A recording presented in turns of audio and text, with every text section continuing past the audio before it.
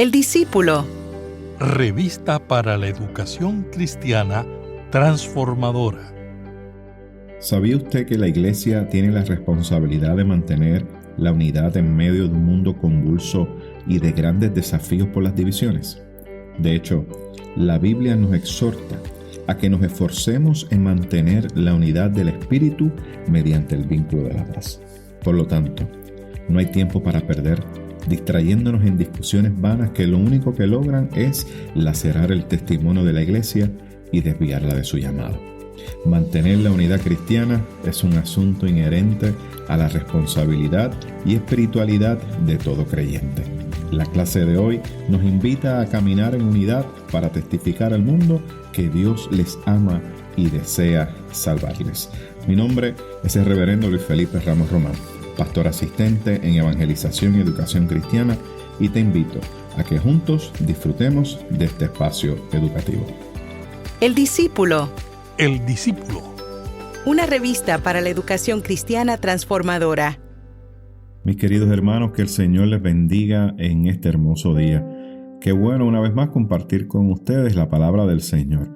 Y hoy estamos aquí muy contentos por la celebración de nuestra 112ª convención anual de la Iglesia Cristiana Discípulos de Cristo en Puerto Rico, titulada Caminemos en Unidad. Y durante los días pasados, viernes y sábado, hemos estado en los trabajos de la convención y hoy, domingo, esperamos, ¿verdad?, que la experiencia sea una hermosa, donde estaremos celebrando el acto de instalación de nuestra pastora general, la reverenda Hilda Robles Florán, la cual estará con nosotros en la predicación. Y ese mensaje será transmitido a través de los multimedios de nuestra iglesia Discípulos de Cristo, discípulospr.org, y a través de la página de Facebook de nuestra iglesia. Así que estamos muy contentos en el día de hoy, y hoy queremos presentar esta lección especial titulada Que sean uno, caminemos en la unidad. Y estaremos utilizando 3 bases bíblicas para esto. Juan capítulo 17 versos 20 al 23. También estaremos utilizando el libro de Efesios capítulo 4, los versos del 1 al 7. Y por último, el Salmo 133. Así que, ¿qué les parece si tomamos este espacio y leemos la palabra del Señor? Y la leemos en el nombre del Padre, del Hijo y del Espíritu Santo. Amén. Estaré dando lectura a la versión popular que se encuentra en nuestra revista El Discípulo. Dice así: No te ruego solamente por estos, sino también por los que han de creer en mí al oír el mensaje de ellos. Te pido que todos ellos estén unidos, que como tú, Padre, estás en mí y yo en ti, también ellos estén en nosotros, para que el mundo crea que tú me enviaste. Les he dado la misma gloria que tú me diste, para que sean una sola cosa, así como tú y yo somos una sola cosa. Yo en ellos y tú en mí, para que lleguen a ser perfectamente uno, y que así el mundo pueda darse cuenta de que tú me enviaste y que los amas como me amas a mí. Vamos ahora a Efesios capítulo 4, versos del 1 al 7. Por esto yo, que estoy preso por la causa del Señor, les ruego que se porten como deben de hacerlo, los que han sido llamados por Dios como lo fueron ustedes. Sean humildes y amables, tengan paciencia y sopórtense unos a otros con amor. Procuren mantener la unidad que proviene del Espíritu Santo por medio de la paz que une a todos. Hay un solo cuerpo y un solo espíritu, así como Dios los ha llamado a una sola esperanza. Hay un solo Señor, una sola fe, un solo bautismo. Hay un solo Dios y Padre de todos, que está sobre todos, actúa por medio de todos y está en todos. Pero cada uno de nosotros ha recibido los dones que Cristo le ha querido dar. Y el Salmo 133. Vean qué bueno y agradable es que los hermanos vivan unidos. Es como el buen perfume que corre por la cabeza de los sacerdotes y baja por su barba hasta el cuello de su ropaje. Es como el rocío del monte Hermón que cae sobre los montes de Sión. Allí es donde el Señor envía la bendición de una larga vida. Oramos al Señor en esta hermosa oportunidad. Señor y buen Dios, te alabamos y te bendecimos. Y te queremos dar gracias por esta celebración, oh Dios, que tenemos en este día. Celebramos la unidad en ti. Caminamos en unidad y ha sido nuestra afirmación. Por eso te pedimos, Señor, que a través de esta lección especial de este día, tú te glorifiques a través de ellas y hables a cada uno de nuestros corazones. Gracias te damos, Señor, por lo que has hecho y gracias te damos por lo que harás. Y es en el nombre poderoso de Jesús que hemos orado. Amén, amén y amén. Cuando nosotros hablamos de unidad, es necesario que la podamos definir. Y el vocabulario nos presenta la definición de esta palabra. Unidad nos habla de la propiedad que posee todo ser en virtud de la cual no puede dividirse sin que su esencia se destruya o altere. Y también, fíjense, nos presenta el vocabulario la palabra misión, que es importante porque la estaremos discutiendo en el día de hoy, y se deriva del latín missio, que significa enviar o conferir a una persona la facultad de realizar una tarea en su nombre. En Juan, la misión importante, la misión cristiana, es una extensión de la misión de Jesús, que proviene del Padre, como dice en Juan 20:21, como el Padre me envió a mí, así yo los envío a ustedes. Damos gracias al Señor por su palabra y gracias al Señor por esta oportunidad que Él nos da. Mis queridos hermanos, la lección de hoy vamos a estar viendo que nos enseña acerca de la unidad de la iglesia y nos presenta que es una obra del Espíritu Santo, pero de igual manera es un deber de cada creyente. Qué hermoso esta palabra. Y sabemos que la unidad es un hecho que es trascendental en la vida comunitaria. No podemos olvidar eso y es un aspecto muy importante. Las tres lecturas que estamos presentando en el día de hoy nos brindan a cada uno de nosotros, mis queridos hermanos, la oportunidad de poder entender varios aspectos importantes en este tema de la unidad. Una de las cosas que nos ayuda a entender es que hay una preservación de la unidad cristiana. Y esa preservación, ese mantener la unidad cristiana, implica que es un asunto inherente a la responsabilidad y espiritualidad de todo seguidor de Cristo. Así que vemos esto como una responsabilidad de ser creyente, pero también como parte de la espiritualidad de todo aquel que sigue y ha reconocido al Señor Jesucristo como su Señor y como su Salvador. Cuando leemos el libro de Juan, el capítulo 17, los versos 20 al 23, es bueno que podamos entender que este evangelio de Juan es uno de esos evangelios últimos que se escribieron. Se entiende que fue uno de los últimos evangelios que se escribieron. Y fíjense, el evangelio de Juan atiende unos asuntos teológicos que son muy importantes, ¿verdad? Y habla acerca del tema de la unidad. Y de hecho, lo vemos desde el inicio, ¿verdad? Cuando comienza el texto de Juan a hablar que en el principio era el verbo y el verbo era con Dios. Ahí vamos viendo cómo Juan en ese desarrollo de este evangelio nos va presentando el tema de la unidad. Y también vemos en ese evangelio de Juan la presentación de una cristología que está bien organizada, donde nos presenta que ese verbo, ese logos preexistente de Dios, se encarnó. ¿Y se encarnó para qué? Para cumplir la misión del Padre. Y es lo que afirmamos, que el Hijo de Dios se hizo ser humano para llegar a esta tierra y poder cumplir con la misión del Padre.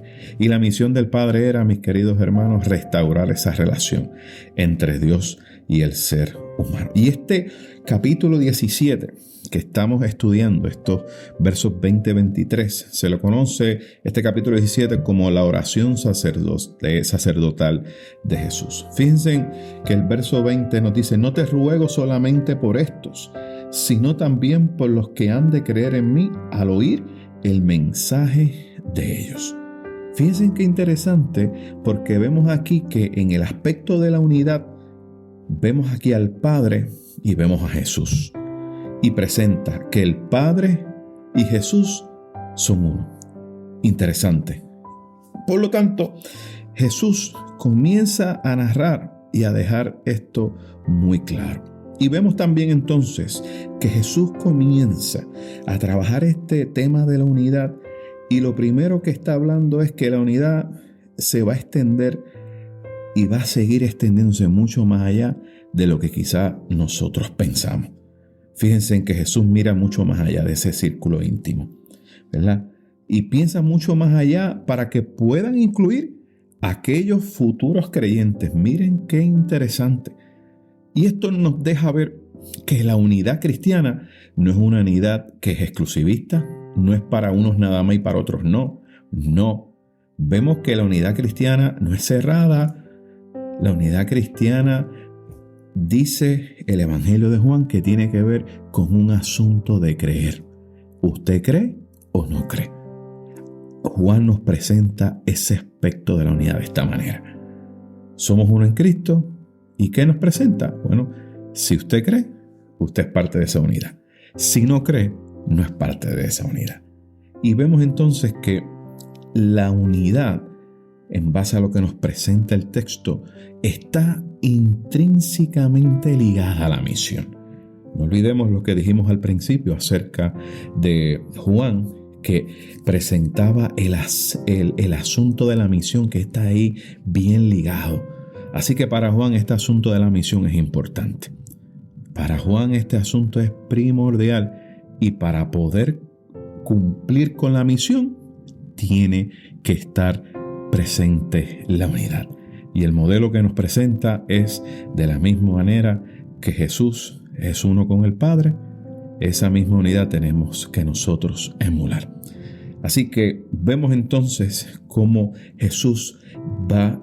cómo Juan va presentando a este Jesús que está buscando a todos aquellos que están en su círculo cercano, pero también más allá de ese círculo cercano, compartiendo su palabra, ese evangelio que transforma.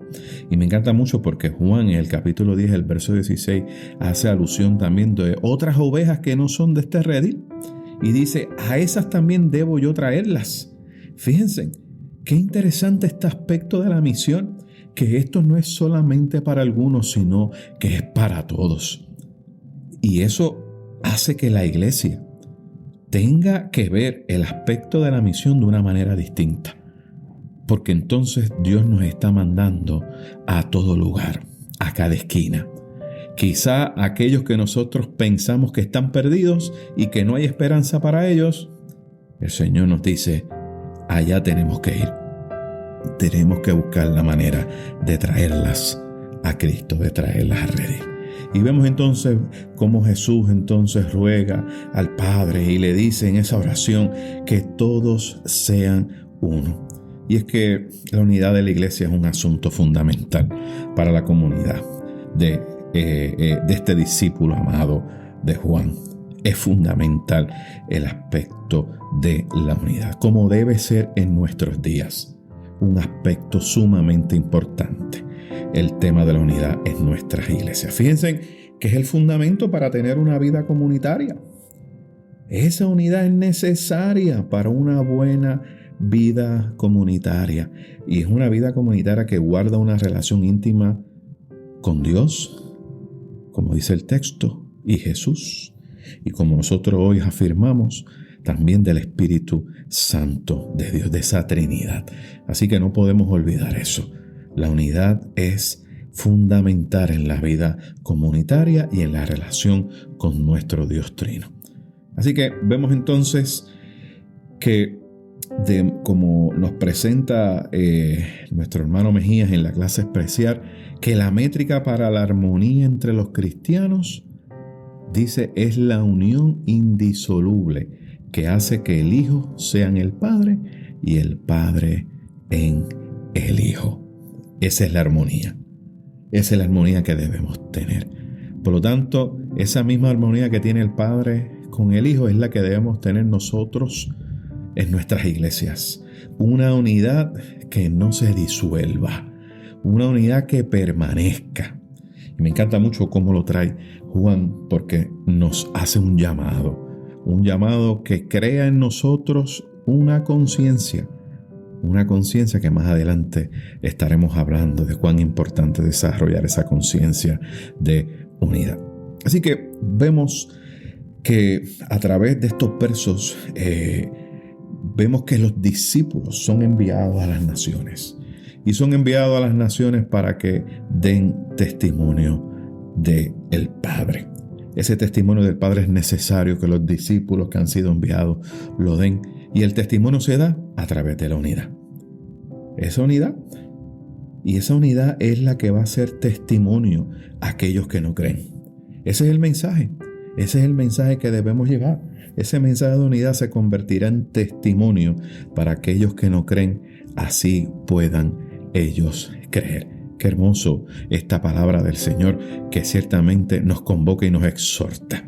Y vemos entonces cómo nosotros los discípulos que estamos unidos a través del Hijo y del Padre estamos dando testimonio. Y damos testimonio de la verdad que hay en Cristo Jesús. Solamente en Él hay verdad. Y qué bueno, porque aquí nos muestra Jesús que el instrumento base fundamental es el amor. Vemos cómo ese amor fraternal es lo que permite que este mundo que no conoce pueda conocer. Es el amor. No hay de otra manera. Porque al nosotros estar en unidad, reflejamos ese amor fraternal. Y eso es lo que la gente desea ver. La gente desea ver una iglesia unida, llena del amor de Dios, que comparte el Evangelio a cada uno de aquellos que están en necesidad. Cuando vemos el libro de Efesios también vemos que hace unas menciones muy importantes que tenemos que nosotros como iglesia trabajar. Es bien importante para Pablo cuando escribe a los Efesios este aspecto de la unidad de la iglesia. Lo ve también como un asunto primordial, así como lo ve también Juan. Y fíjense, en el caso de Pablo exige un esfuerzo. El esfuerzo necesario, el esfuerzo para que podamos mantener esa unidad. Y es importante que para que eso se dé, se desarrolle un carácter afable. Un carácter, mis queridos hermanos, bueno, no un carácter malo. Es un carácter que dé testimonio. Y me encanta mucho porque habla de la humildad, habla de la amabilidad, habla de la paciencia, habla del soportarse los unos a los otros en amor. Me encanta mucho porque menciona entonces que el mantener la unidad es algo que proviene del Espíritu Santo. Qué hermoso ver eso. Así que mantener la unidad del Espíritu mediante el vínculo de la paz es el asunto importante para Pablo. Y vemos entonces cómo a través de estos versos Pablo nos presenta 7 virtudes que son doctrinales. 7 virtudes doctrinales que dan razón a la armonía cristiana. Veamos cuáles son. Son 7. Miren esto. La unidad del cuerpo. La unidad en el espíritu. En la esperanza. En el Señor. En la fe. En el bautismo y en Dios. Fíjense que cada uno de estas virtudes se convierten en pilares, en unos pilares teológicos que sostienen todo este andamiaje para conservar la unidad entre los creyentes. Importante aquí porque Pablo también nos habla de conferida la gracia conforme a la medida de la dádiva de Cristo. A cada uno de nosotros se nos ha dado un regalo. por medio, ¿verdad?, de la obra de nuestro Señor y Salvador Jesucristo. Así que bajo ningún precepto, en la iglesia, ningún miembro debe sentirse con esa autoridad para actuar en desfavor de la unidad. No importa el asunto, ninguna persona está llamada para actuar en favor de ese rompimiento de la unidad. No. Es importante que nosotros entendamos eso. Nosotros somos llamados a la unidad, no a la división. Y me encanta mucho porque el Salmo 133 hace un resumen hermoso. El Salmo 133 es uno de esos salmos que es muy utilizado por muchos de nosotros cuando trabajamos el tema de la unidad. Y habla acerca de esa armonía, de ese amor fraternal que produce un bienestar común. Y comienza entonces hablando, ¿verdad?, de la importancia de esa armonía, que es importante, es esencial. Esa unidad es muy, muy, muy importante. En el Antiguo Testamento era muy importante porque de esa manera se garantizaba la supervivencia, ¿verdad?, de ese tribu, de ese clan, de ese pueblo. Y cuando no se hacía, era peligroso. Y vemos en el Antiguo Testamento varios ejemplos, entre ellos el caso de Esaú y Jacob, ¿verdad?, que vemos una intensa ruptura que ciertamente afectó ese clan, ese grupo. Por lo tanto, el salmista habla y se enfoca en las virtudes de la unión fraternal. Y no se enfatiza, fíjense, en los riesgos de la desunión. Habla acerca de esas virtudes cuando estamos unidos fraternalmente. Y comenzamos que habla de ese buen aceite que cae sobre la cabeza. Y todos conocemos que esa mención del aceite es una referencia clara a lo que es una ceremonia de consagración sacerdotal. Así que es un asunto de consagración, el asunto de la unidad. Es un asunto importante. La otra imagen que vemos es el asunto del Monte Hermón, que está ubicado en el norte de Israel. Y ahí hay una montaña, ¿verdad?, que tiene mucha nieve, y cuando comienza a descongelarse, toda esa agua va corriendo por toda esa montaña y llega a la parte del terreno, y eso va mojando, y lo que hace es entonces que esa agua va alimentando esos terrenos y lo va haciendo fértil, ¿verdad? Refresca, lo va humedeciendo. Así que el aspecto de la unidad y la fraternidad en los hermanos no es solamente un asunto de consagración, sino que es un asunto de vida. Se nos va la vida cuando no hay unidad, cuando no hay amor fraternal. Cuando hay, mis queridos hermanos, hay vida. Y donde hay vida, hay bendición. Y la bendición de Dios quiere derramarla sobre cada uno de nosotros. Cada uno de sus maestros en el día de hoy estará trabajando algunos aspectos importantes sobre esta clase que hemos estado discutiendo. Y presentará también el aspecto de la aplicación, como nuestro compañero Juan Mejía nos presenta 3 ideas básicas, ¿verdad?, que nos ayuda para enriquecer un poco este tema, y le pedimos a los maestros que así puedan hacerlo en sus clases. Hablar de donde está el Espíritu de Cristo prevalece la unidad, no la fragmentación. También sus maestros estarán trabajando el otro tema, la unión trascendente entre el Padre y el Hijo. Obliga a la iglesia a la unidad. Y por último, trabajarán la unidad que vincula a la fe y al amor, transforman al mundo en un lugar de paz. Mis queridos hermanos, el camino para lograr el mandato de Jesús es el amor. El amor siempre va a buscar maneras creativas, nuevas, para que podamos tener diálogos, para que podamos superar todas esas fisuras que atentan de alguna u otra manera con la unidad del cuerpo de Cristo. La palabra del Señor hoy nos está convocando a vivir en una sana convivencia y que disfrutemos de una vida en comunidad. Tenemos que aprender a vivir en comunidad, mis queridos hermanos, respetando nuestras diferencias a través de la creación de un ambiente de amor y de mutua edificación. Termino con una nota de San Agustín. Decía: en lo esencial unidad, en lo dudoso libertad, en todo amor. Mis queridos hermanos, trabajemos y caminemos en unidad, y sabemos que así transformaremos al mundo en un lugar de paz. Que el Señor les bendiga y que el Señor les guarde.